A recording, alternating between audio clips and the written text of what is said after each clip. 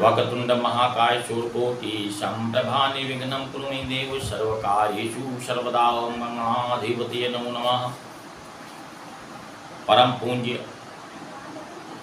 सदगुरुदेव भगवान की जय, सीताराम भगवान की जय, अनंत बलवंत भक्त शिरोमणि हनुमान जी महाराज की जय। सनातन प्रेमियों, रामचरितमानस सरोवर के 4 घाट हैं। तो 4 घाटों में एक वक्ता है और एक श्रोता है। श्रोता चाहे एक हो चाहे 1000 हो, जिस भाव से कथा कही जाए उसी भाव से अगर कथा सुनी जाए तो कथा का आनंद आ जाता है। सनातन प्रेमियों, जब कथा प्रारंभ होती है तो तमाम अड़चनें, तमाम रुकावटें की कथा में आती हैं। उन सबको दूर करते हुए अगर कथा कही जा रही है तो श्रवणपान करने वाले जो सनातन प्रेमी हैं वह भी कथा का मन से, भाव से कथा को श्रवण करेंगे। मानस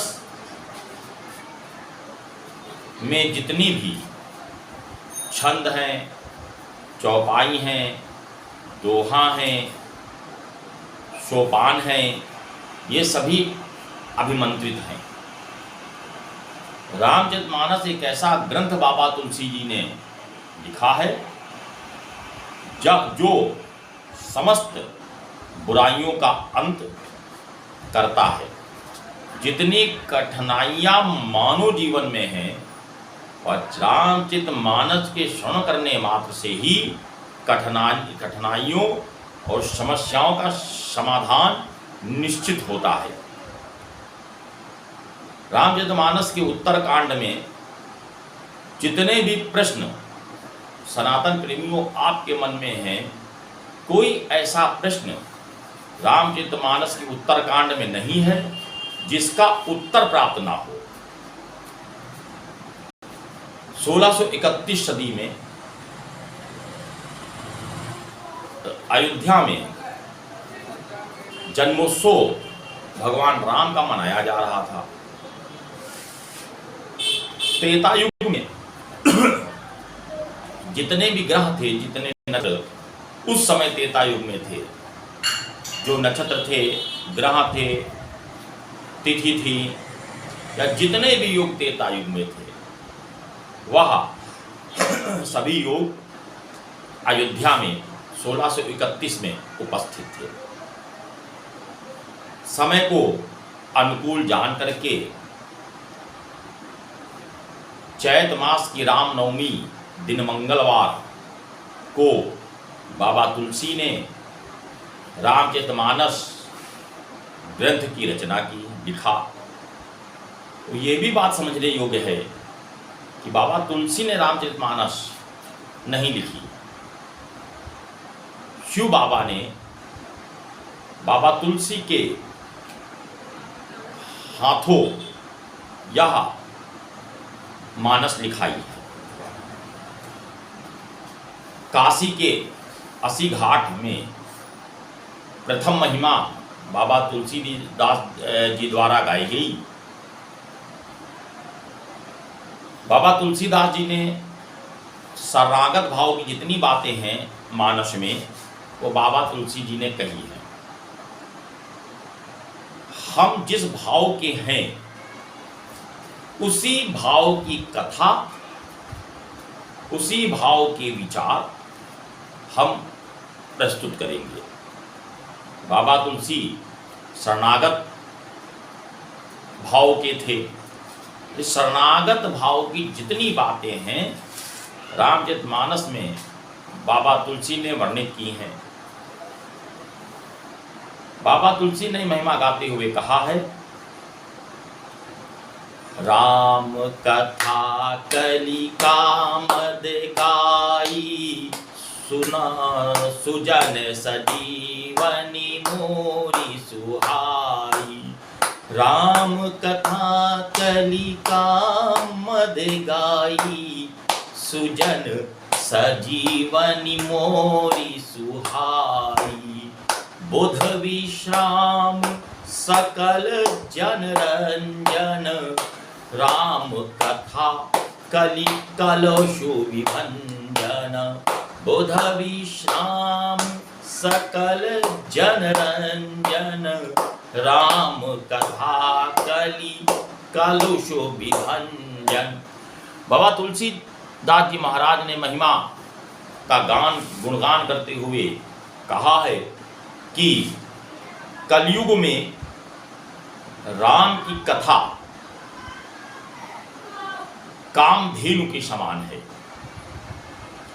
जैसे कामधेनु गाय जो देवताओं की गाय माता हुआ करती हैं, कोई भी कामना लेकर के कामधेनु के पास जाइए, कोई भी प्रार्थना लेकर के कामधेनु गाय के पास जाइए, वह सभी प्रार्थना आपकी स्वीकार होंगी, सभी कामना पूर्ण होंगी।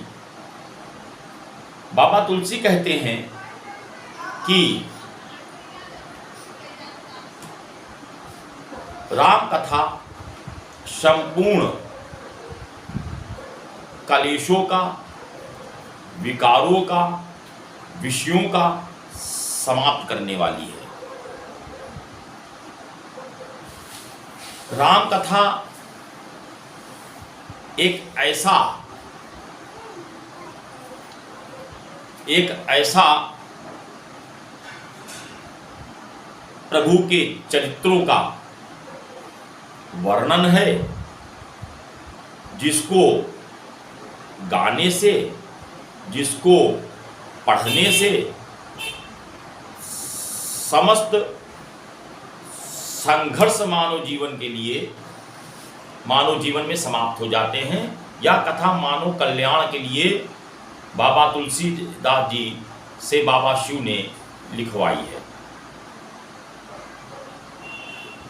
बुध विश्राम सकल जनरंजन, पंडितों के लिए, बुद्धिजीवियों के लिए, संपूर्ण मानव जात के लिए यह कल्याणकारी कथा है। विश्राम, बुध विश्राम, विश्व और राम मिलकर के हुए विश्राम। आप लोग विश्राम का अर्थ आराम से लगाते हैं, लेकिन आराम विश्राम नहीं है। ये भी समझने योग्य बात है सनातन प्रेमियों कि विश्राम का अर्थ है कि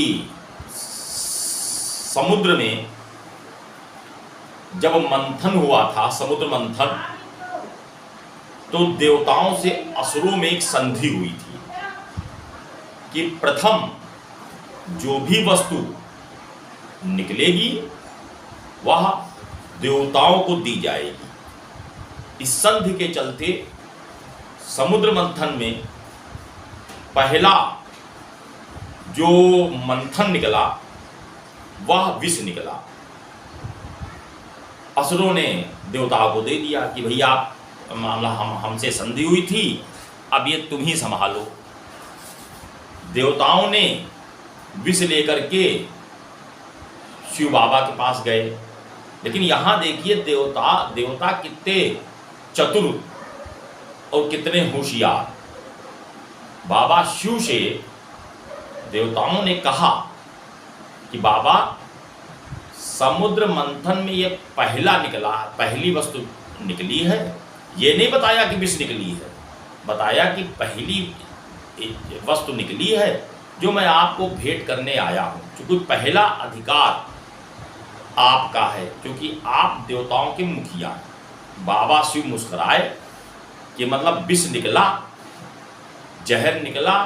मन में मतलब बाबा ने सोचा कि जहर निकला तो शिव को दे दिया, मतलब हमको दे दिया।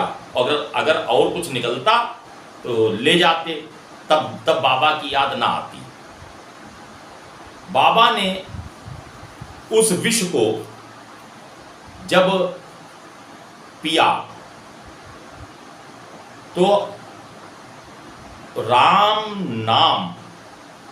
नाम की पट्टिका, फिर कह रहा हूं सनातन प्रेमियों, राम नाम की पट्टिका गले कंठ के नीचे लगा दी गई और फिर विष पिया और राम नाम का ढक्कन ऊपर लगा दिया गया और राम नाम के ढक्कन से वह बंद कर दिया गया। राम नाम की पट्टिका नीचे, विष बीच में और राम नाम का ढक्कन ऊपर। सनातन प्रेमियों,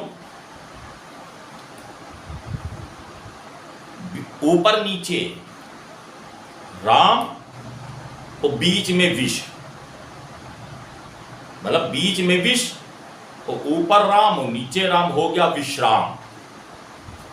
अब इस विश्राम से, क्योंकि जहर विष तो बाबा शिव के हलक के कंठ के नीचे तो गया नहीं, बीच में रह गया, कंठ नीला हो गया और विष लिए बाबा शिव आराम से आनंदमय जीवन के साथ राम राम जपते रहे।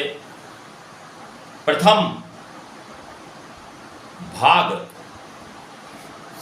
यहीं समापन होता है, हम अपनी वाणी को विश्राम देते हैं। द्वितीय भाग में आपके समक्ष आगे की कथा कही जाएगी। सीताराम भगवान की जय।